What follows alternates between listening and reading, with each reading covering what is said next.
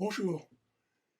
Comme vous le savez, l'astrologie peut répondre à des questions très diverses. Et votre thème natal est un outil puissant pour vous épanouir. Les utilisations de l'astrologie sont très variées et à chaque utilisation correspond une méthode ou des méthodes particulières. Bien entendu, si vous ne choisissez pas la bonne technique, il y a peu de chances que vous trouviez réponse à vos questions. Et pour choisir la bonne technique, il faut être au clair avec ses objectifs, quels qu'ils soient. Dans cette vidéo, je vous propose un éclairage sur une des grandes approches de l'astrologie moderne, l'astrologie humaniste. Régulièrement, je lis et je relis les textes de Dan Rudyard, ses livres, ses articles, en particulier sur le site Chaldea, qui est un véritable dépositaire de son héritage. Chaque fois, j'y trouve matière à réfléchir sur ma pratique, à préciser des choses, à m'interroger d'une manière nouvelle sur tel ou tel sujet. En ce moment, je relis La pratique de l'astrologie. C'est un petit livre que je recommande habituellement aux débutants. En le relisant, je me rends bien compte qu'il n'est pas aussi facile qu'il en a l'air, et qu'il mérite d'être longuement médité. Et cela m'a donné envie de vous en parler, ou plutôt, en partant de cette lecture, de vous parler un peu de ce qu'est pour moi l'astrologie.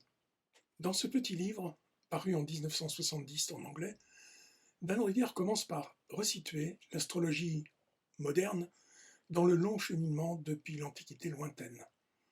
Il voit dans l'astrologie d'aujourd'hui 4 grandes tendances. Une première tendance vient directement de l'astrologie classique. Elle se fonde sur les pratiques les plus anciennes. Il s'y glisse parfois aujourd'hui un peu de psychologie contemporaine, plutôt issue de la mouvance des approches comportementalistes. Une autre tendance tente d'adosser l'astrologie à des recherches statistiques. J'ai récemment lu une étude australienne qui tente de démontrer statistiquement des liens entre les thèmes des parents et des enfants. Conclusion de cette étude, aucun lien. Une troisième tendance cherche à associer étroitement la pratique de l'astrologie avec ce qu'on appelle de façon très générale le New Age, avec ses aspects les meilleurs comme les pires. Cette approche frise parfois l'occultisme. Elle prétend souvent avoir des visées spirituelles. Son caractère spirituel me semble très suspect. Pour moi, la spiritualité se vit intérieurement, elle ne se raconte pas sur les réseaux sociaux. Aujourd'hui, le mot spiritualité est employé à tort et à travers, appliqué parfois à des délires qui n'ont pas grand-chose à voir avec la rigueur, je dirais même l'austérité, de la pratique spirituelle. Il y a pour moi des abus de langage qui disqualifient certaines démarches. Enfin, il y a cette tendance qui reconnaît le caractère symbolique de l'astrologie avec les conséquences qui en découlent. Elle vise à une compréhension plus fondamentale de la nature humaine. C'est bien entendu l'approche en laquelle se reconnaît Dan Rudyard, et c'est l'approche dans laquelle j'ai été formé. Elle correspond, selon Dan Rudyard, à une recherche ancestrale chez l'être humain. Trouver une cohérence entre deux choses apparemment contradictoires. D'une part, l'ordre que nous observons dans les mouvements cycliques du cosmos, et d'autre part, le chaos que nous vivons à l'intérieur de nous-mêmes ou que nous voyons dans notre vie et autour de nous.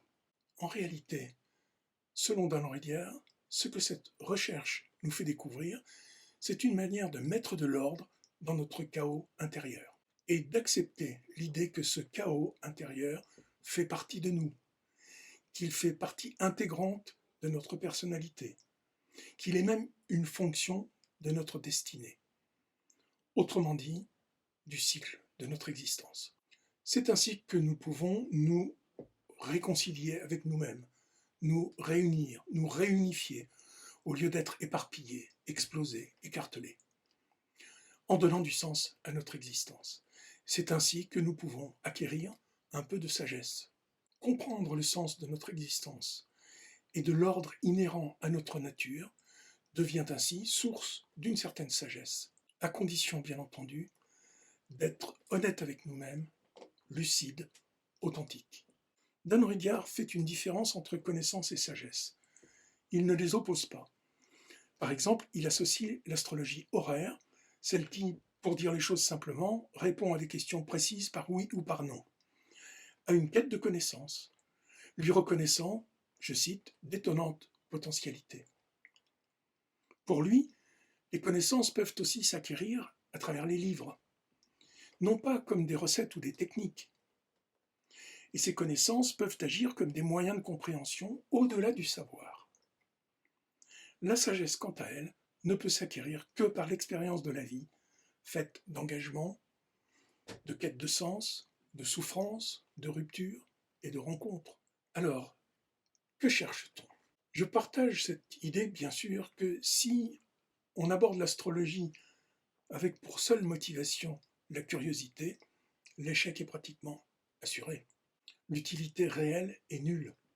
Il faut donc bien réfléchir avant de s'engager et définir l'objet de sa quête astrologique. C'est le sens de la première question que je pose à celles et ceux qui souhaitent rejoindre notre groupe Facebook, Mon thème astrologique.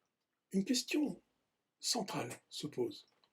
Comment expliquer la pertinence des leçons que notre thème natal nous permet de tirer?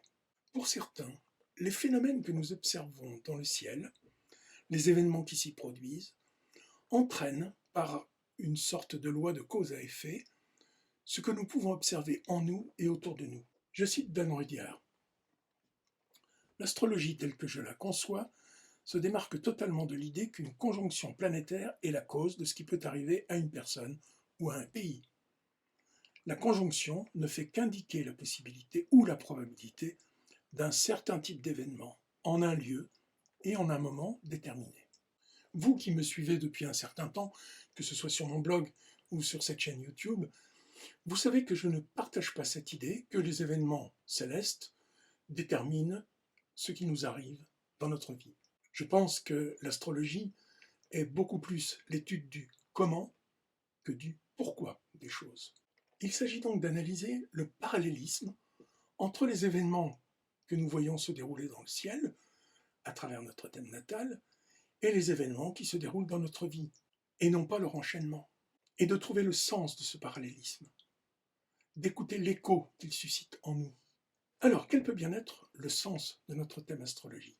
Selon Dan Rudyard, c'est un symbole. C'est un nom que nous devons épeler.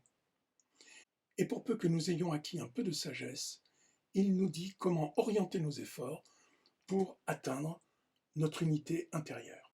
L'observation des phénomènes célestes a depuis longtemps fait comprendre à l'être humain qu'il existe un ordre dans le cosmos. Il existe un ordre dans l'évolution des choses, un ordre cyclique.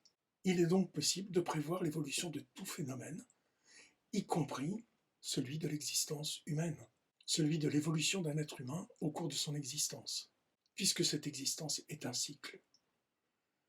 Pour moi, c'est à cela que sert l'astrologie. Mais qu'en est-il du libre arbitre? Pour Dan Rudyard, c'est la mesure de l'aptitude de l'être humain à être et à agir en tant qu'individu. Et le destin, eh bien, c'est la mesure de sa dépendance, en particulier vis-à-vis de ses conditionnements.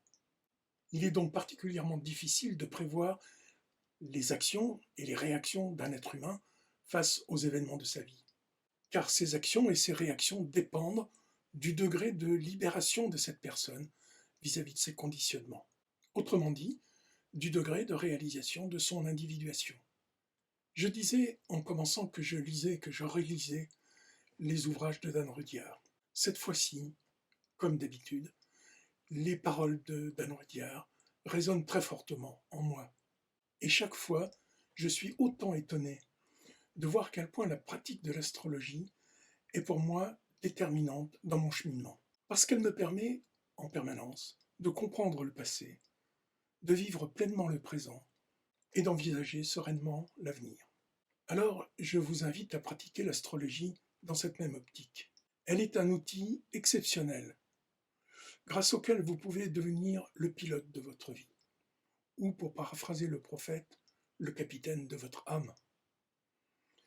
En prenant la responsabilité de votre vie, l'idée que des événements qui s'y déroulent sont provoqués par des phénomènes célestes vous paraîtra très rapidement futile, et je dirais même saugrenue, car l'astrologie est aussi une école de lucidité.